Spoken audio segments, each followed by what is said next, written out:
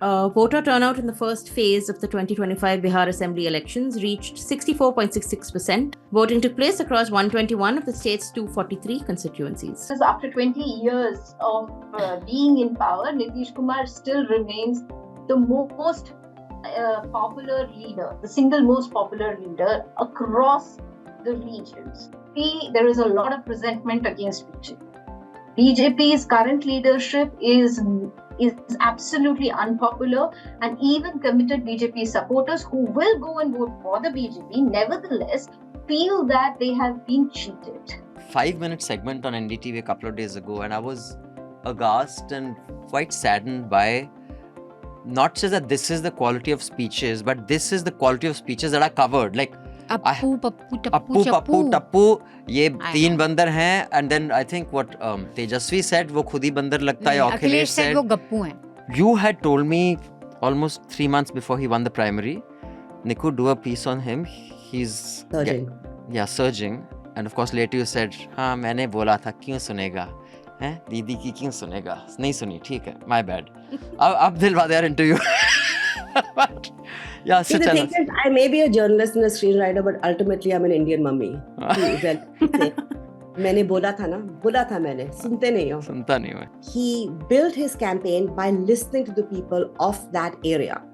He went and he canvassed and he asked Trump voters about, what their concerns were, why they voted for Trump. So listening to your constituents, building a platform based on their concerns. You're a representative. You should be representing the concerns of your constituents. He would really appeal to you and your politics, Jayashree. See, he's not left enough for me, but broadly... For you have to be left of Mao Zedong. Why are people getting so celebratory about it and saying he's my mayor? Like idiots like me sitting in Chennai, I'm never going to go to New York City. He's never going to be my mayor. But it's just because there is so little hope especially when you're a leftist, there is so little hope to hold on to. And so someone like Zohran at least is speaking in a language that is tangentially connected to the things that you want. His victory, I think, has to do with probably multiple things. It's the message, it's the messaging, it's the messenger. And maybe it's also in some ways a response to the moment. Politics has never felt more personal in America. Welcome to Chhota Hafta. Now, Chhota Hafta is but a small, chhota version of a complete weekly podcast, Newslaundry Hafta. The Newslaundry Hafta is where you get the week's news, what made the headlines, what didn't make the headlines, but the full version is available to subscribers only. And I don't mean YouTube subscribers, although YouTube subscribers are also very welcome, very, very grateful to you, but also to Newslaundry subscribers, the paying subscribers who pay to keep news free. So you can also become a paying subscriber by clicking the subscription link. Now what do you get if you're a paying subscriber? You get access to all our paywall content, all interviews, podcasts, and importantly, you get access to a full unedited Hafta, where you not only get to hear the week's news, but you get to hear the Newslaundry editors' positions on matters. You get to see their biases, what are their prejudices. It's an exercise in transparency while also informing you, and we have a few quips and jokes and agreements and disagreements thrown in. So listen to the full Hafta, subscribe to Newslaundry, and pay to keep news free. Here we go. अंग्रेज अपना लगान और Newslaundry अपना हफ्ता कभी नहीं छोड़ते. Welcome to another episode of Hafta. We're recording this on the 7th of November, Friday at 12 noon. It is the midst of the Gehma-Gehmi of Bihar election and also the Gehma-Gehmi of a very polluted North India. So here's a QR code, get involved with the Fight to Breathe campaign that we have been going on with for the last 1 year. But many of you have discovered it now when you can't breathe. I hope you can support it through the year and support anybody who's fighting for your right to breathe, and especially your children's. Because most of you oldies, you're halfway there already. Sorry to break it to you, but there's nothing much that you can do significant in your lives. But your children can, so just don't fuck it up for them. Right. So on the panel today, we have in the studio Manisha Pande, our editorial director, Anand, Vardhan, who's just got back from Bihar this morning, who will give us the latest. Joining us online is our CEO. Do you want to rethink that? Are you giving me the CEO? You're the chief engagement officer. So it's like one of those googlies. Oh my God. You know that last week you said it was CCO, which is Chief Community Officer. So see, we'll keep everyone guessing each week. It'll keep me guessing. Yes, I am indeed CEO of the week. So. And also joining us is Sobhana Nair. Thank you, Sobhana, for making the time. Thanks for calling. Appreciate it. Before we go to the headlines, do contribute to this NL Sena on the Bihar election coverage. We've had 3 journalists there and 2 producers. In fact, Basant is still there and he'll be there for another few days. Yes. Just make sure that we can continue to fund him and not leave him to his own devices. Scan this QR code and click on the link in the show notes below. We are halfway there. 8 lakh something is the total budget of this project. We are at about 4 lakh.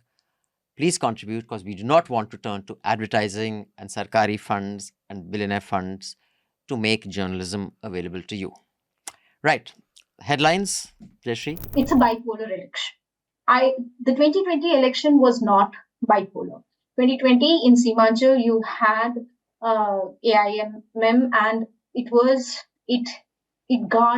garnered interest, at least among the young boys. They were in fact even talking in Dakkini, which I found very interesting because they were trying to ape Owaisi, and they've been listening to Owaisi's speeches on a loop on their phones, and wherever they could attend his rallies, they were attending. But this time, that is not the scenario. And Prashant Kishore, who is such a beloved leader of the media, and everybody seems to have interviewed him, and his interviews are going on a loop. I do not see him having similar impact on the ground. And in fact, if at all, Prashant Kishore is not cutting Mahagathbandhan's vote. In his public life, there is no single, say, major corruption scam against him. Right. His integrity is, his government has come under a scanner, but not him. And so he's not compromised. And BJP looks for coalition partners who are compromised, so to blackmail them. First is a relatively clean image in public life. Also, the thing is that across caste lines, I see it through one prism that it's not that it's absolute, but in Bihar, if you have to somehow show certain disdain or downgrade someone in conversations or in public perception, you don't need to abuse him. You don't need to have an extra cuss word for him. You just have to expand and distort his name. Just say Satish ko Satishwa bol dijiye, Nitish ko Nitishwa bol dijiye. Like that. So is Paswan a factor at all? In fact, in this election, I think he has played his cards completely wrong. In 2020, having struck out while remaining in the NDA and contesting alone, he actually showed some spine. He had a story to sell. This election, he doesn't have a story to sell, and the fact that he's been called, he himself sort of embrace the title of Hanuman of Prime Minister Narendra Modi is not going down well with the electorate. These are just superficial things, but primarily what has gone wrong is that LJP and JDU have never ever contested assembly elections together in the past. This is the first election that they're fighting on the same side. In spite of all this, and I mean, it is pretty progressive, and I mean, considering at the time where he did this kind of stuff for women, has it significantly changed the social fabric, the power dynamic? And Absolutely. If it has. It has, absolutely. And I'll give you rather than me sitting on a judgment and giving you my bit, I'll just narrate an incident. I was in a village in Muzaffarpur. This was not Chai Ki Tapri where you only hear the loud voices. I had gone inside the village and there was this Paswan couple, husband and wife. I was chatting up with the husband. The wife was inside. She sees me. She comes out. We are talking politics. And in my experience, what usually used to happen is when you would travel across to all these villages earlier, you ask the woman, kisko vote denge?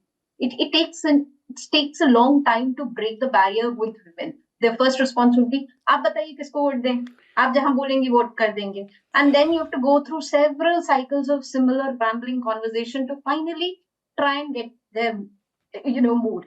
But here I was chatting to the husband. She walks in and she starts talking politics without me prompting. And this has been my experience. The women, you don't have to go to the women. They are coming to reporters, they're talking. I mean, it's so many places. I was surrounded by women, each one tugging at my sleeve to grab my attention, to tell me why this 10,000 rupees is significant and how it has changed their lives. See, they're not buying saris or samosas, this 10,000. Majority of those women that I encountered have immediately invested it for sort of so that they can make an earning in the months to come. Majority of them have bought goats. Some have invested their own money and then bought cows. So this particular Paswan woman, I have a picture of her and it was published in the Hindu. She's standing very proudly in her pink sari with her black Oswal cow. And they have invested, somebody has a small chappal shop and she has bought stock for it. Women, they talk about money and how it's helped maybe their mothers, grandmothers or whatever, but they also talk about skilling, and there are questions of persistent poverty, migration, lack of industrialization, like Anand was saying. But then what is the alternate vision? I think people find it safer to go with someone like Nitish, who has this Sushasan Babu tag, which is really stuck with him, and where they see that, okay, at least we've incrementally moved away from what was Jungle Raj. At least things have gotten better under him. So let him only take us dhire dhire. Because there's no alternate person who's coming in giving them a vision which is more promising than what Nitish has provided so far. Samrat Chaudhary, BJP leadership, like Shobhana was saying, I think PK's charges of the fact that he was involved in a 1995 murder case and then lots of questions around Gundai and criminals being given over the party, that has stuck. I think this is the last election in which BJP and the ruling alliance is able to successfully sell this narrative of Jungle Raj, because the more you talk to the voters, they point to their cell phones and they say that Jungle Raj happened 20 years back when communication was not as strong as it is today, and therefore I believe the ruling government will also have to come up with a new narrative to counter RJD. I think this is probably, I'm hoping, the last election of Jungle Raj narrative. Zohran Mamdani has won the New York City mayoral election. He is now the city's first Muslim, first South Asian mayor, and the youngest mayor in over a century. Is it an energizer for the Democratic Party, or is it something that will make them even less attractive for Middle America? In some ways, that's an impossible question to answer. We'll see what happens in the 26 midterms. But, of course, I've heard and read a lot about people saying, like, what happened in New York? Can you duplicate that in other parts of the country and energize the party? Because the party has, definitely been defunct and has lost its sort of identity and way. In some ways, I think that question is sort of almost like a superficial one. Because it suggests like, what exactly Zohran did in New York, can that be duplicated, say, in rural America? Now, no, because the concerns of people who live in New York City are different from the people who live in other parts of the country. So, of course, it's not exactly the same. You can't just take one thing and just impose it on another part of the country. There's a huge pride in being capitalist, being a country where you can come from nowhere and make it. And I guess there is some aspect to it linked to being an immigrant nation, because there is this, even if you look at the most heroic kind of Hollywood stories, it is about this guy who lands in New York City and then rags to riches. So nothing is ever given to you. You fight, you strive, you make it on your own. And I think more than just the Wall Street, whatever, there's also this cultural aspect, a sort of sense of pride in Americans on the state. We don't ask anything from the state. We make it on our own. And I think there's an excellent line in Succession which exemplifies this sentiment, where in the last season where there's a takeover, the Matson company from Sweden, they're going to take over and they're going to Sweden to visit the new company and see. And Jerry is giving this pep talk to her colleagues. And she says, I'll read it out. She's basically saying we shouldn't fear these Swedes. Sure, they're young, they're fit, but they're European. They're soft, hammocked in social security safety nets, sick on vacation mania and free healthcare. They may think they're Vikings, but we've been raised by wolves. Of course, the greatest fear is that many politicians who are left and leftist, from Bernie to AOC, even Obama to an extent, would moderate their positions once they're closer to power. And the fear, which is justifiable, I think, is that the Democratic Party has fundamentally become a right-wing party. It is a neoliberal party. It stands for market forces to sort of determine everything. It is comfortable with America's very cruel healthcare system. It's very enthusiastic about a genocide. So the question is always going to be, will Zohran cleave from that mainstream, or will he be absorbed or co-opted? And I think that remains to be seen. But one thing I do want to say, and I feel like you will disagree with me on this, which is why I want to say it before you can disagree, is that there is nothing fundamentally unworkable about Zohran's proposals. These things have happened in different parts of the world with great success, and that is social housing, free childcare, free transport. There was this mayor in Milwaukee or something, and he was America's first socialist mayor. His name was David something. I will look it up because I've forgotten it. And he started the first public housing project in America. These are things that can happen. Yeah, I think what Zohran did, which was really smart, instead of talking down at, the voters, which is mostly the top down kind of thing, which is what Kamala Harris did. He sort of went bottom up. He listened to what people wanted and he built a campaign around that. And he was incredibly disciplined about messaging. Everybody knows what the message is because, it was everybody knows what it is, free and fast buses.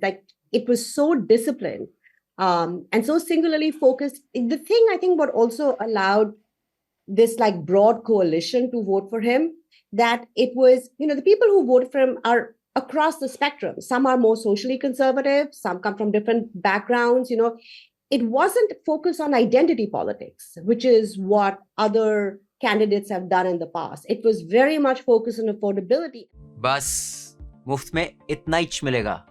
For the full uncut podcast, subscribe to Newslaundry and pay to keep news free.